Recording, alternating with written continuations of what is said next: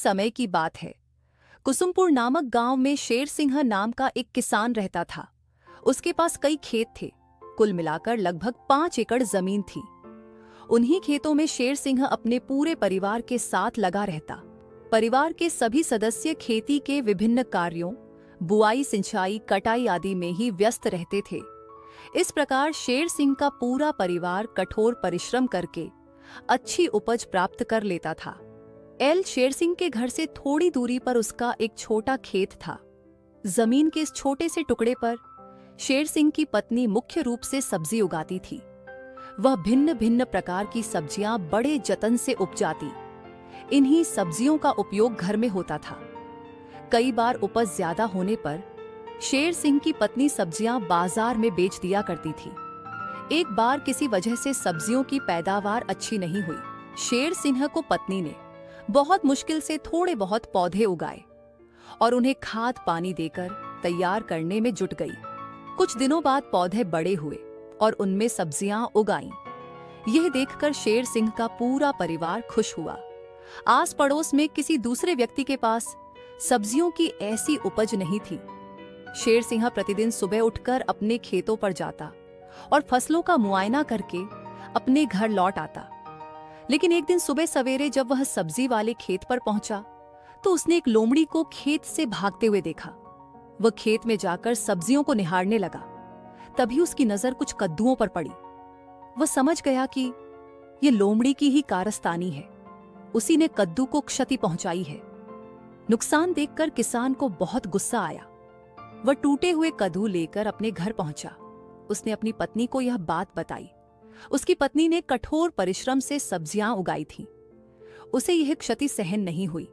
उसने अपने पति से कहा, जैसे भी हो आप उस लोमड़ी को सबक सिखाइए।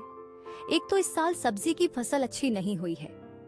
हमने बहुत मेहनत मशक्कत से थोड़ी बहुत सब्जी उगाई है, तो उसे भी यह जानवर नष्ट करने पर तुले हैं। यदि उस लोमड़ी को सबक नहीं सिखाया तो वह रोज आकर हमारी फसल को नुकसान पहुंचाएगी।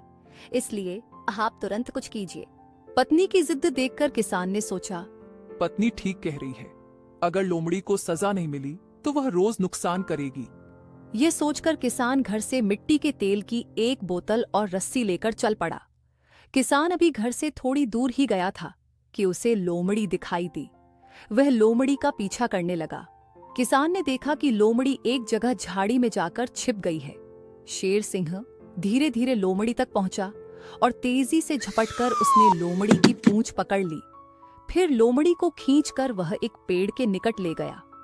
वहां पर किसान ने लोमड़ी की पूंछ में रस्सी बांध दी और उस पर मिट्टी का तेल उड़ेलकर माचिस से उसकी पूंछ में आग लगा दी।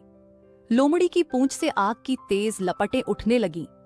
लोमड़ी समझ गई कि उसकी मौत निश्चित है, लेकिन वह चकित थी कि उसने ऐसा अपराध तो नहीं किया था जिसकी उसे इतनी बड़ी सजा दी गई है। लोमड़ी भी कम चालाक न थी। उसने तुरंत ही किसान से बदला लेने का निर्णय लिया। लोमड़ी ने सोचा, पास ही में इस किसान का एक बड़ा खेत है जिसमें गेहूं की पकी हुई फसल कटने को तैयार है। क्यों न मैं उस खेत में अपनी जलती हुई पंच लेकर एक चक्कर लगा ले, जिससे पूरी फसल जलकर खाक हो जाए। इस तरह मैं इस किसान को सबक सिखा सकूंगी। यह सोचकर लोमड़ी शेर सिंह के गेहूं के खेत में दौड़ दौड़ कर चक्कर लगाने लगी, जिससे गेहूं की फसल में आग लग गई। किसान का पूरा खेत जलकर खाक हो गया। फसल की बर्बादी देखकर किसान का पूरा परिवार रोने धोने लगा। उसकी लाख रुपए की फसल एक मामूली से कद्दू के लिए खत्म हो गई थी।